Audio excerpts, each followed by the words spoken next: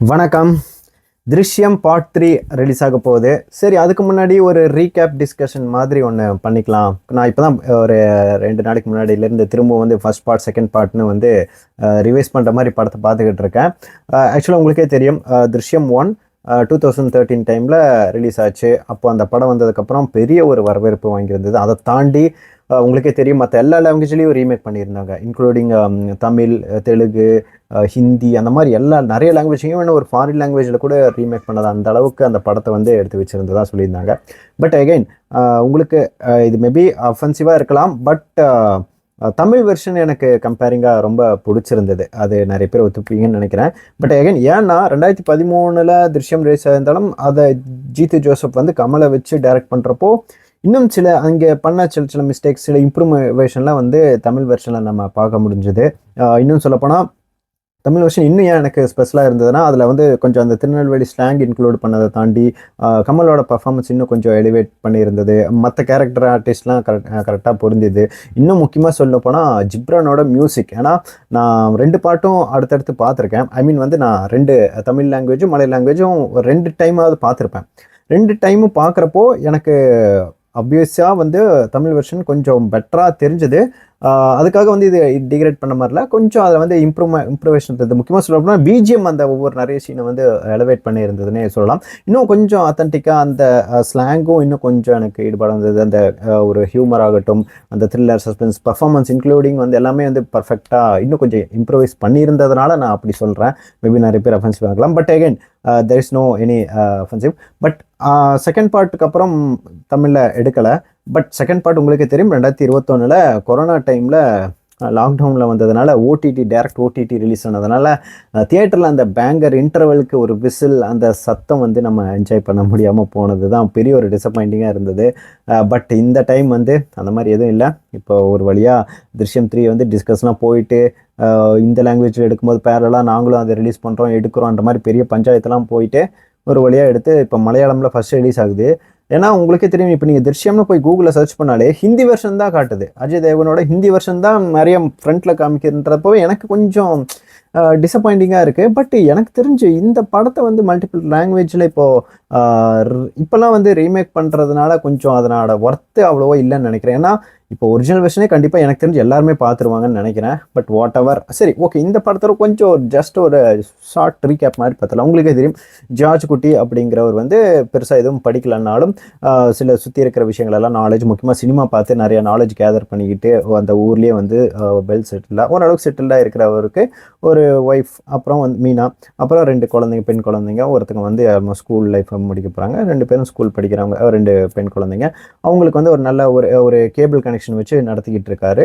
ஒரு அமைதியான ஃபேமிலி நார்மலாக இருக்கிற டைமில் தான் வந்து ஒரு கேம்புக்கு போன இடத்துல வந்து அவங்க ஜார்ஜ் குட்டியோட மகளோட அந்த ஒரு வீடியோ எடுத்து வருண் அப்படிங்கிற ஒருத்தர் வந்து பிளாக்மெயில் பண்ணுவார்.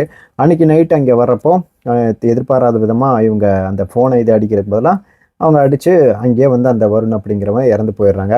இது தெரிஞ்சு இதுக்கப்புறம் அவங்க ரொம்ப பயப்படுறாங்க. ஜார்ஜுக்கு இதுக்கு விஷயம் வந்து தெரிய வருது. அதுக்கப்புறம் இவங்க என்னென்ன பண்ணுறாங்க உங்களுக்கே தெரிஞ்சிருக்கும்.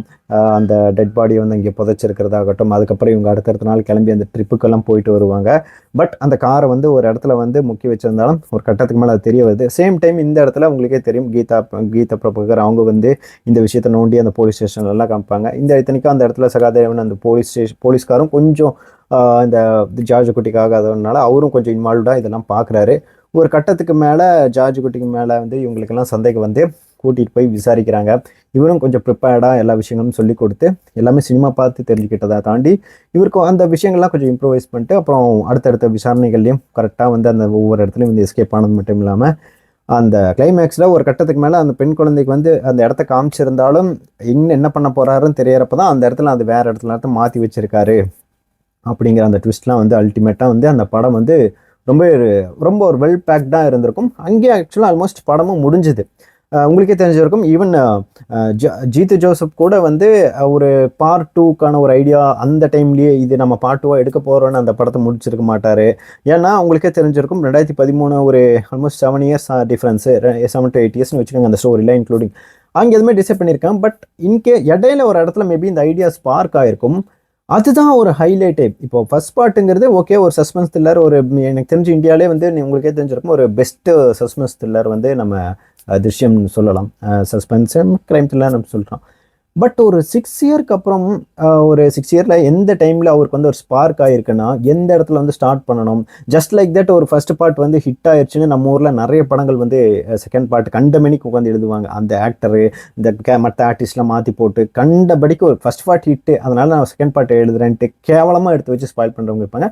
பட் உங்களுக்கே தெரிஞ்சிருக்கும், சில படங்கள் கேஜிஎஃப், பாகுபலி இதெல்லாம் வந்து கண்டினியூஸ் பார்ட்ஸ். ஐ மீன் வந்து ஒரு படத்தை ஸ்ப்ளிட் பண்ணி ரெண்டாக எடுத்துருப்பாங்க, 2 பாகமாக எடுத்துப்பாங்க. அதான் ஃபர்ஸ்ட் பார்ட் செகண்ட் பார்ட், அது வேற.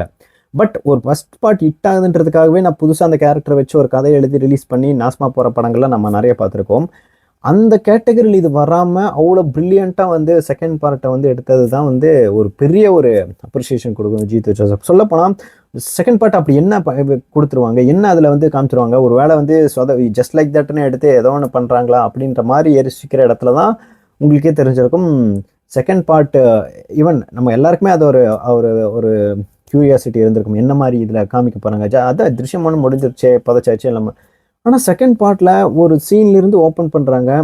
ஜார்ஜ் குட்டி வந்து அந்த போலீஸ் ஸ்டேஷன்லேருந்து புதைச்சிட்டு அவரை புதைச்சிட்டு அந்த பாடியை புதைச்சிட்டு வெளியே வரப்போ ஒரு கேரக்டர் வந்து அதை பார்த்துருதுன்ற ஒரு விஷயத்துலேருந்து ஆரம்பிக்கிற ஒரு விஷயமே அல்டிமேட் இருந்தது. அதான் படத்தில் ஓப்பனிங் சீன் திருஷ்யம் 2ல் பார்த்தோன்னே அவர் வந்து ஒரு கொலை பண்ணியிருக்காரு, ஜெயிலுக்கு போயிட்டாரு. ஒரு 6 வருஷம் 7 வருஷத்துக்கு அப்புறம் தான் அவர் வெளியே வர போகிறாரு. இப்போ டைம் லைன் பாருங்களேன். இப்போ 2013க்கு அப்புறம் அந்த படத்தை வந்து நான் திரும்ப செகண்ட் பார்ட் 2020 டைமில் எடுக்க போகிறேன்னா, இந்த 6 இயர்ஸ் கேப்பில் என்னாச்சு, 6 இயர்ஸ்க்கு அப்புறம் ஏன் இது வந்து அது ஸ்பார்க் ஆகுதுன்றதுக்கு ஒரு ரீசனே அல்டிமேட்டாக இங்கே வந்து வச்சிருந்ததே ஒரு பெரிய விஷயமா இருக்கும். அந்த ஐடியா வந்து ஃபர்ஸ்ட் பார்ட் எண்டில் எழுதும் போது இருந்திருக்காது மேபி, எனக்கு தெரிஞ்சு. அதை எழுதும்போது எப்படி கிரியேட் பண்ணியிருக்காங்கன்னு பாருங்கள். 6 வருஷத்துக்கு அப்புறம் இந்த விஷயம் அந்த ஸ்டோரி வந்து கண்டினியூ ஆகுது. அவங்க வந்து ஜெயிலுக்கு போயிட வந்து அந்த டைமில் தான் ரிலீஸ் ஆகுறாங்க. சேம் டைம் வந்து இங்கே வந்து ஜார்ஜ் குட்டியோட லைஃப்பை பார்க்கணும்ல, அங்கே தான் வந்து டேரக்டர் இன்னுமே கொஞ்சம் மேலோங்கி நிற்கிறாரு. ஏன்னா அவர் இன்னும் அப்டேட்டடாக இருக்கார். இந்த கேபிள் கனெக்ஷன் அந்த இடத்துல கூட இந்த 4G ப்ராட்பேண்ட் பற்றி பேசுவார். அவர் இன்னும் கொஞ்சம் அப்டேட்டட் ஆகிட்டார். அப்புறம் அவர்கிட்ட இருந்து 2 ஏக்கரை விற்றுட்டு அப்புறம் தியேட்டர் ஒன்று கட்டியிருப்பார். இவர் ஒரு படம் வந்து ப்ரொடியூஸ் பண்ணுற விதமாக அந்த ஸ்டோரி விஷயத்தில் கொஞ்சம் இன்வால்வ் ஆகிருப்பார். குடிப்பார், பக்கத்து வீட்டில் ஒரு பிரச்சனை ஒன்று போய்கிட்டு இருக்கு, ஹஸ்பண்ட் ஒய்ஃப். இந்த விஷயங்களெல்லாம் நமக்கு ஒரு ஆடியன்ஸ்க்கு வந்து எந்த ஒரு இடத்துலையும் வந்து இது வராமல் எல்லாத்துக்கும் ப்ரிப்பேர்டாக நம்மளை பண்ணுறாங்க. ஆல்மோஸ்ட் படம் ஒரு 1.5 hour 2 hours they are preparing for us. அந்த ஒரு செகண்ட் ஹாஃபில் நடக்கக்கூடிய சில விஷயங்களுக்காக அது அந்த நம்மளை ப்ரிப்பேர் பண்ணுறது நம்ம கொஞ்சம் ஃபீல் பண்ண முடியும். ஏன்னா உங்களுக்கே தெரியும், திருஷ்யம்னா கண்டினியூஸாக starting to end suspense thriller அப்படின்லாம் இல்லை. We are rooted in to that story. அந்த ஸ்டார்டிங்லேருந்து எண்டு வரைக்கும் அந்த என்னென்ன விஷயங்கள் தேவையோ அது முன்னாடி ஒரு இடத்துல தேவையில்லாமல் டிஸ்கஸ் பண்ணுற மாதிரி இருந்தாலும் அதெல்லாமே கதையோட ஒண்டி இருக்கிறத நம்ம பார்க்க முடிஞ்சுது.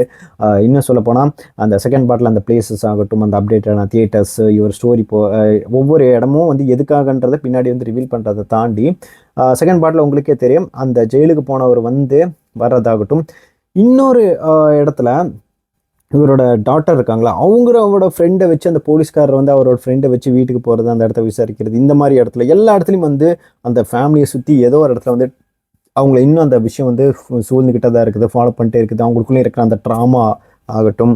அப்புறம் இந்த இதை வச்சு சுற்றி இருக்கிறவங்க ஊர்லலாம் இவரை எப்படி பேசிக்கிட்டு இருக்காங்க, எப்படி ப்ரொஜெக்ட் பண்ணிட்டு இருக்காங்க அந்த ஃபேமிலியோட மென்டாலிட்டி என்னன்றத ஒரு சைக்கலாஜிக்கல் லெவல் அந்த ஃபேமிலி அந்த ஒரு ஸ்டோரி, இந்த ஸ்டோரிக்கு ஜஸ்ட் லைக் தட்னு ஒரு 4 படம் பார்த்து இன்ஸ்பயர் ஆகி எழுதுறதுல சைக்காலஜிக்கலாக அனலைஸ் பண்ணி இந்த மாதிரி ஒருத்தன் பண்ணால் அந்த ஃபேமிலி எப்படி இருக்கும், என்னென்ன சஃபர் ஆகுன்ற விஷயங்கள் எல்லாம் வந்து இதில் இன்புட் பண்ணதே எனக்கு தெரிஞ்சு ஒரு அந்த ஸ்டேஜில் இருந்தவரனால தான் மேபி இதெல்லாம் பண்ண முடியுன்ற அளவுக்கு யோசிச்சு எடுத்திருப்பாரு. நிறைய விஷயங்கள் அந்த மாதிரி பிரில்லியன்ட் காமிச்சிருக்கும். உங்களுக்கே தெரியும், செகண்ட் பார்ட்டில் அந்த ஒரு கேரக்டர் வந்து ஜெயிலிருந்து வரும், அது கரெக்டாக ஊருக்கு போகிற அந்த டைமில் இந்த விஷயம் தெரிஞ்சு இந்த போய் அந்த போலீஸ்கிட்ட சொல்லி அந்த போலீஸ் ஸ்டேஷனில் தான் இருக்குன்றதை ஒரு 6 வருஷத்துக்கு அப்புறம் தெரிய வந்து அந்த போலீஸ் ஸ்டேஷன் தோன்றாங்க, அங்கே ஒரு பாடி கிடைக்குது.